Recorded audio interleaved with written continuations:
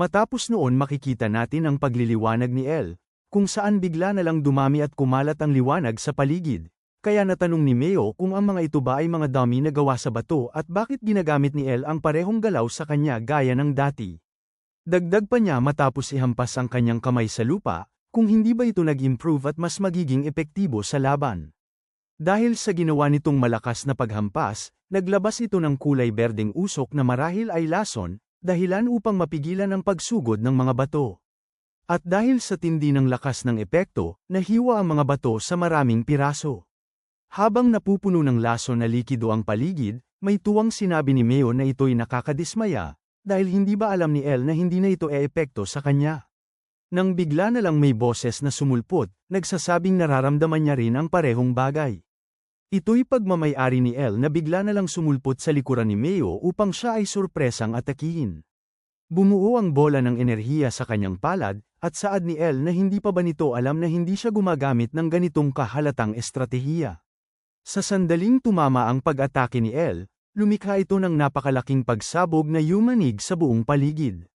Makalipas ng ilang sandali matapos ang pangyayari, mapapansin natin ang malaking butas sa lupa at nagkalat na mga likido kasama ng isang paa, na nagsasabing ito'y malaking aksaya ng oras. Sa magkabilang parte ng malaking butas, habang humuhupa ang usok, naroon si El na gumawa ng isang barrier at nagtanong kung bakit hindi nito itigil ang patuloy na pagsubok sa sitwasyon.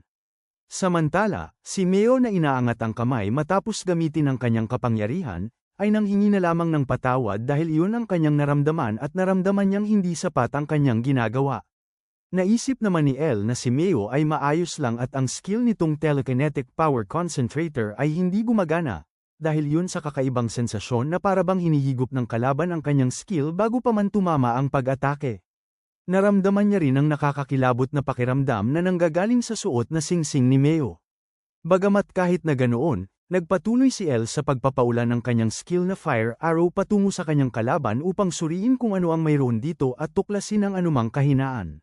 Ang pag-atake nito ay hindi alintana ni Meo at inangat niya lang ang kanyang kamay, sabay sabi na dapat niya ring ipakita ang kanyang husay at ipatupad ang buong kontrol sa laban.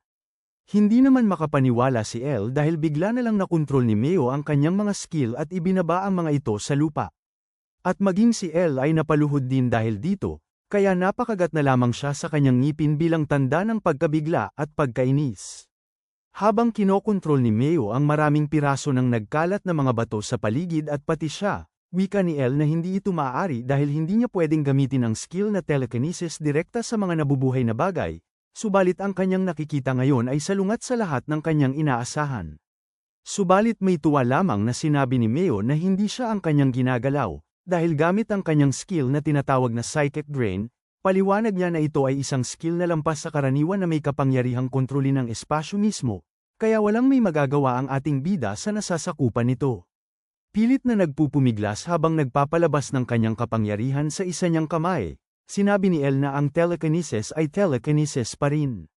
Matapos noon, gumawa siya ng barrier, umaasang mapigil ito gamit rin ang skill na telekinesis. Pero natanong lang siya ni Meo kung siya ba ay bingi, dahil walang kwenta ang kanyang ginawang barrier at agad lang na nasira sa harap ng kapangyarihan ng kalaban. Tanong pa nito habang ipinapalabas ang kapangyarihan sa kanyang palad, hindi ba sinabi na niya na wala siyang may magagawa sa sinasakupan nito? Sabay saad pa niya habang ipinapalabas ang kanyang skill patungo kay El, na ang mangibabaw sa isang dimensyon ay nangangahulugang mangibabaw sa enerhiya ng espasyong iyon, sa mana sa hangin, sa gravity, at sa telekinetic na kapangyarihan ng iba. Wala nang may nagawa si El kundi subukan itong pigilan at labanan ang hindi pangkaraniwang kapangyarihan. Kaya habang nagpapalabas si Meo ng masamang pagtawa, sinabi niya na dahil sa kapangyarihang ito, siya ay naging kumpleto at ngayon ay isang espesyal na nilalang na hinahangad ng Black Magician. Napuno naman ng pagkabahala at pagkagulat si El dahil bigla na lang nasira sa kanyang daliri ang suot niyang singsing na pumoprotekta sa kanya, dahilan upang siya ay mabalot ng kulay lilang kapangyarihan na galing sa kalaban at nagdulot ng matinding tensyon sa paligid. Dahil dito, napahawak si Meo sa kanyang mukha at yumuko, pagkatapos ay tumingala siya habang tumatawa na parang isang baliw, sinasabing nagawa niya rin ito at siya na ang magiging panibagong sisidlan. Pero bago noon, muling lumitaw ang boses ni El na nagsasabing hindi ba masyadong maaga pa para magsaya, Dahilan upang matigilan si Meo dahil sa biglaang paglabas ni El matapos humupa ang usok. Habang nasusuka ng dugo, sinabi ni El na kailangan niyang aminin na hindi niya kayang kalabanin si Meo gamit lamang ang mga skills na mayroon siya, sapagkat ibang istorya ito kung gagamitin niya ang iba pa niyang skill, kaya bigla na lang siyang nagpalabas ng kulay berdeng usok patungo kay Meo, na labis na ikinagulat nito. Habang papalapit ang pag-atake, natanong ni Meo kung paano ito posible, dahil ang elementong ginagamit ni El ay apoy lamang at telekinesis, kaya paano ito ngayon nakakagamit ng skill na Poison Breath. Nagugulat pa niyang isinaad na ang bawat mage ay makakagamit lamang ng elemento na hindi hihigit sa 2 at ito'y batas ng mundo, kaya walang sino man ang pwedeng lumabag dito. Nang bigla na lang may napansin si Meo na pagsulpot ng liwanag kasabay ng Poison Breath, ito'y skill ni El na apoy na kaagad na naglikha ng napakalaking pagsabog matapos tumama sa kanya. Maya't maya pa, makikita natin ang unti-unting pagkawala ng apoy at ang natitirang usok na dahan-dahang humuhupa. Gamit ang kanyang singsing, nagawa ni Meo na maalis ang napakalakas na kombinasyong pag-atake ni El, dahilan upang makapag-focus ito muli. Naiinis sa pangyayari, sinabi niya na hindi ito mahalaga, dahil ang isang poison skill ay walang sinumang makakabago, at kahit ito man ay 2 o 3 elemento, ang kanyang kapangyarihan pa rin ang mas malakas. Nang bigla na lang siyang muling natigilan dahil sa pagtatanong ni El kung ano ang sinasabi niyang 3. Pabalik kay El, habang hinahawakan nito ang kanyang suot na bracelet na ngayon ay kumukuryente, natanong niya kung sino ang nagsabing mayroon lamang siyang 3 elemento. Matapos noon, sa isang iglap, makikita natin ang napakalakas na bugso ng kuryente na pumapalibot sa buong paligid na nagdudulot ng kakaibang tensyon. Nagkataon lamang na nadiskubre ni El ang kanyang kapangyarihan, ito ay noong bago pa siya muling nabuhay, sa sandaling makamit niya ang second circle, dahilan upang matuklasan niya na may kakayahan siyang gamitin ang iba pang elemento maliban sa telekinesis at apoy. Sa second circle nito, nakuha niya ang elemento ng lason, at matapos niyang umakyat sa third circle, nakuha niya rin ang elemento ng yelo, kaya nagagawa niyang gumamit ng mas marami pang elemento habang siya ay nagsi-circle up. At ang kapangyarihang ito na nagpapawalang bisa sa batas ng mundo ay tinawag niyang All-Master.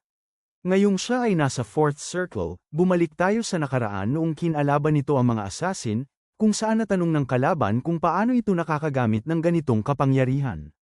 Matapos noon, agad itong natumba, at bumungad ang napakalaking pinsala na nagawa nito sa lupa dahil sa kanyang ipinalabas na kapangyarihang kuryente. Samantala habang pinagmamasdan ni El ang bracelet nitong kumukuryente, natanong niya sa sarili kung bakit siya binigyan ng ganitong kapangyarihan at kung para saan ito, pero sa ganitong buhay, babaguhin niya ang lahat gamit nito. Pabalik sa kasalukuyan, habang hindi maipinta ang takot sa mukha ni Meo, sinabihan niya itong mawala. Dagdag pa ni El habang siya ay napapalibutan ng kuryente sa buo niyang katawan at inaangat ang kanyang kamay, na sa hinaharap na kanyang gagawin at sa hinaharap na kanyang alam, si Meo ay hindi nabubuhay. Sa isang iglap, kaagad na nabalot si Meo ng napakalakas na kuryente, kung saan dumaloy ito patungo sa kanyang katawan at maging sa kanyang kamay. Sinubukan naman itong gamitin ang kanyang singsing, pero kahit ganoon, tuluyan siyang nilamon ng napakalakas na kapangyarihan. Nang bigla na lang may pumasok sa kanyang alaala, ito ay si Archirum na nagtatanong kung ang sinabi ba nito ay papalitan ba niya si El. Kaya paliwanag nito habang nasa bisig ng ahas na ito'y kanyang magagawa at papatunayan niya na siya ay kapaki-pakinabang kesa kay El na hindi makokontrol, at siya ay magiging isang sisidlan para magawa ito. Dahil sa kanyang sinabi, naintriga ang commander. Kaya may tuwa niyang sinagot na gawin niya ito kung ito'y kanyang makakaya, at sinabing isa itong pagsusulit para patunayan ang kanyang sarili, dagdag pa niya na ang matatalo ay magiging pataba para sa iba. Pabalik kay Meo, na napupuno ang mukha ng dugo, habang makikita ang refleksyon ni El sa kanyang mata, naunawaan niya na simula pa lang sa umpisa, hindi na siya ang gusto ni Archirum. At ang tanging gusto nito ay walang iba kundi ang ating bida na si El, na ngayon ay ipinapalabas ang kanyang kumukuryenteng skill sa kanyang palad, kung saan matapos niyang makapag-ipon ng enerhiya ay ang buong lakas na pagpapakawala niya dito patungo kay Meo.